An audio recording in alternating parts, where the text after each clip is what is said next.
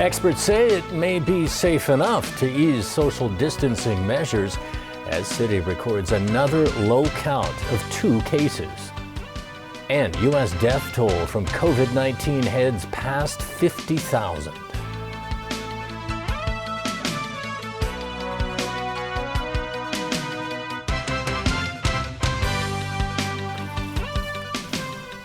Good evening. Suggestions tonight from a senior government health advisor that the city could ease its social distancing measures next month if there is no evidence of a community outbreak of the coronavirus. David Hui says relaxing the rules could begin with allowing civil servants to return to the office and resuming classes at secondary schools. Dong Yonye has details. Hong Kong is close to easing its social distancing measures, a hopeful message from infectious disease expert David Hui. Hui says some citywide control measures could be eased on May 7th if no local transmission occurs. The civil servants may resume normal duties, and we may also consider allowing the secondary school students to resume school. Yeah, because the secondary school students, they usually have better hygiene, right? Hong Kong University's microbiologist Ho Pak Leung also made similar comments on Thursday. Hong Kong has seen a major slowdown in the number of newly reported COVID-19 infections over the past 2 weeks, with daily cases staying in the single digits or even 0. But Hui warns imported cases remain the city's greatest threat. Therefore, he feels it's too early to lift border controls. We have to watch out for the number of new cases occurring in overseas countries. And we are also observing whether there is any second wave of transmission in the mainland of China, where some of the provinces actually are returning to normal. So the border issue will be probably considered at a much later stage, I believe. David Hui says mass production of COVID-19 vaccines takes at least 1 year, and he urges residents to keep their masks on until then. Also today, Chief Executive Carrie Lam posted on social media calling the government to remain alert, but saying the city is seeing the dawn in its fights against the coronavirus. Lam says Hong Kong has successfully prevented local transmission of COVID-19, despite a surge of imported cases from inbound travelers last month. She admits social distancing orders have affected businesses, but the government kept them in place given the outbreaks across the world.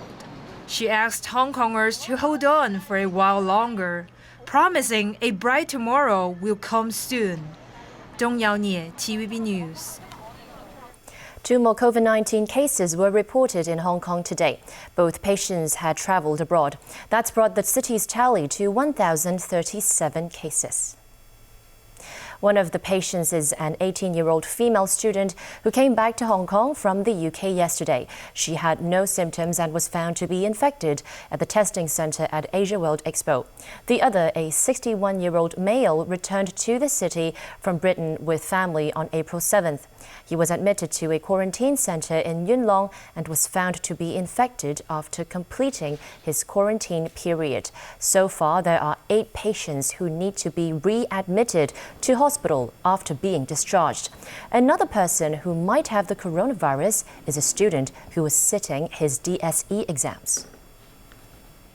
For the DSE students that was found to have a fever this morning, as what I said before, he is a 17 years old patient. He was sent to the Netherlands Hospital Accident and Emergency Department. He was admitted to the pediatric ward. After admission, he's stable and he has no fever. And we have done the specimen collection to check the coronavirus, and we are waiting for the result. The city's Nursing Council has decided to exempt nursing students from part of their required number of internship hours due to the pandemic. But that's raised concerns over whether these nurses will have the necessary amount of training when they begin work. To become a registered nurse in Hong Kong, students must complete a nursing course accredited by the Nursing Council of Hong Kong.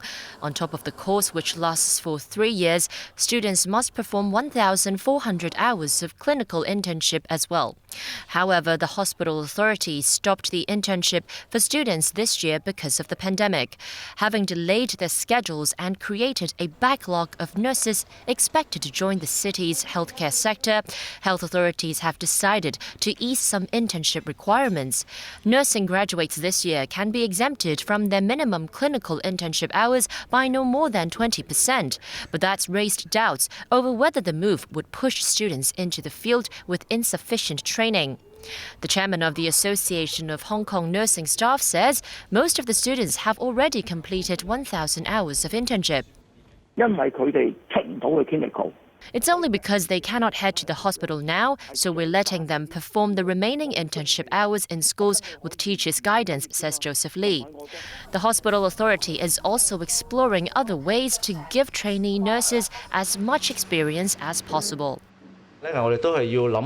We have to consider, for instance, this training can be postponed, and if so, whether there are other methods that can be utilized, for example, distance lectures or distance instructions. Then we have to talk to the relevant organizations, and that is under what scenario would these students be given the exams, or under what situations can the exams be administered.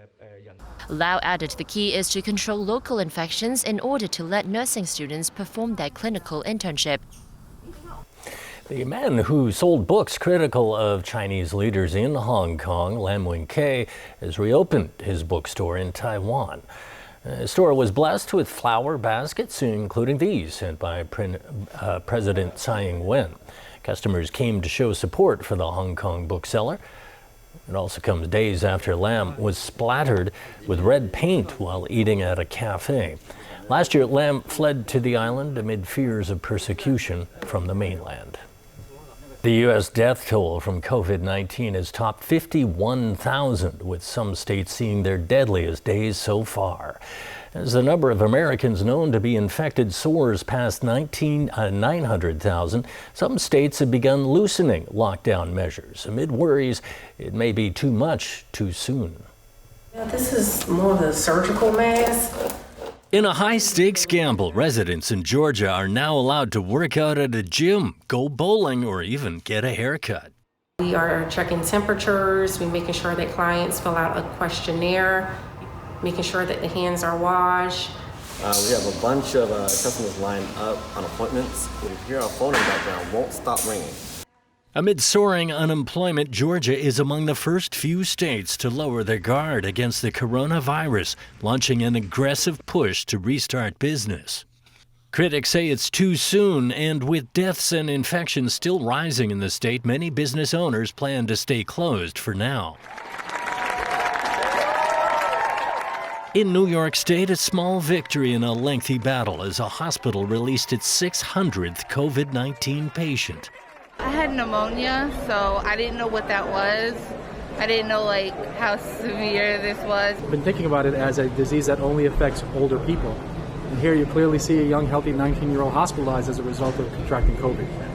The release is a bright spot for staff inundated with COVID-19 patients and several casualties. New York City officials say statistics over the past few days show the impact of the coronavirus is moving downward. Thank you very much, everyone.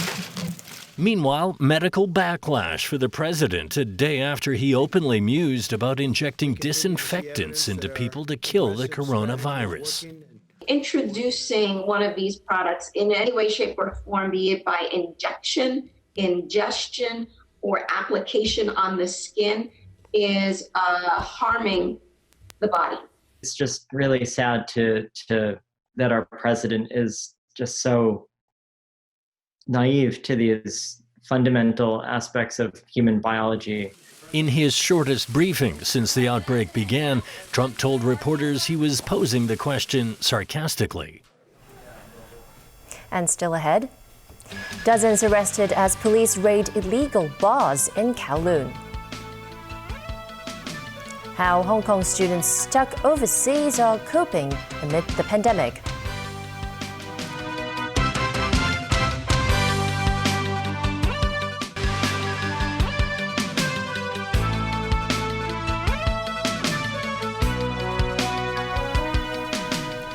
Welcome back to TVB News. Police arrested dozens of people and seized narcotics from 2 bars in Tsim Sha Tsui and Yau Ma Tei overnight, which were allegedly operating without a license. Some of those arrested also breached the ban on public gatherings of more than 4 people. Pinky Wong reports. Police searched one of the bars on Temple Street in Yau Ma Tei last night. They took away alcoholic beverages worth some $5,000. A 58-year-old female bar manager tried but failed to stop officers from going into the bar. She was arrested with 2 staff on suspicion of selling liquor without a license and breaching the regulation on the prevention and control of disease on businesses and premises. 3 customers were also arrested on suspicion of consuming liquor at an unlicensed place. The other bar was located on Austin Avenue in Tsim Sha Tsui.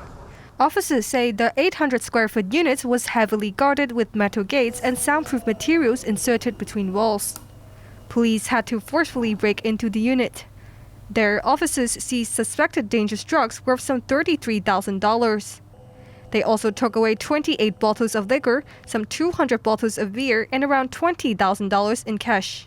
A 46-year-old male proprietor and 3 female staff members were arrested on suspicion of possession of dangerous drugs and selling liquor without a license. They also allegedly violated the regulation on the prevention and control of disease on businesses and premises.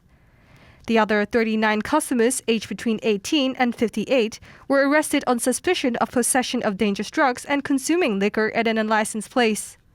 Police are also considering whether to file charges against the arrestees for violating the rule that limits public gatherings of more than 4 people. Offenders are liable to a fixed penalty of $2,000. Pinky Wong, TVB News. A fire broke out on a footbridge in North Point this morning. At about 7 a.m., a footbridge between Tung Shui Road and Kings Road went up in flames. Firefighters took about 20 minutes to douse the flames. According to sources at the scene, piles of debris left by homeless people caught fire. No one was injured. Traffic on Kings Road was affected but later resumed once the fire was out. The cause of the blaze is still being investigated. Well, the past months have seen an exodus of students studying abroad, fleeing virus-stricken England back to Hong Kong. But some Hong Kong students chose to stay put. Jackie Lin talked with some of them about how they are coping with the pandemic while thousands of miles away from home. The pandemic has been a harrowing experience to everyone, rich and poor, young and old. But for teenagers who have been grappling with the pandemic without their nearest and dearest by their side, worries are kicked up another notch. 17-year-old Zion was one of them. It's really hard to open up to someone because, like, I'm not a kid anymore. I don't want to go up to the boarding staff and say to them like, oh my God, I have a tough time, I want to cry, I want to go home. That frustration resonated with 14-year-old Ashley. My mom and dad have been telling me, oh, there's this woman with pneumonia and stuff like that. So I was already pretty apprehensive about the situation. That's especially so when cultural differences come to the mix. A lot of my classmates, they're just still saying, oh, it's a flu, it's not going to affect anyone, it only affects people over 60, but clearly not, because we've seen people under 60 die. While Ashley is among the lucky ones to have her homebound flight booked early, others have theirs cancelled. An ordeal that the study abroad agency observes among numerous students under their care.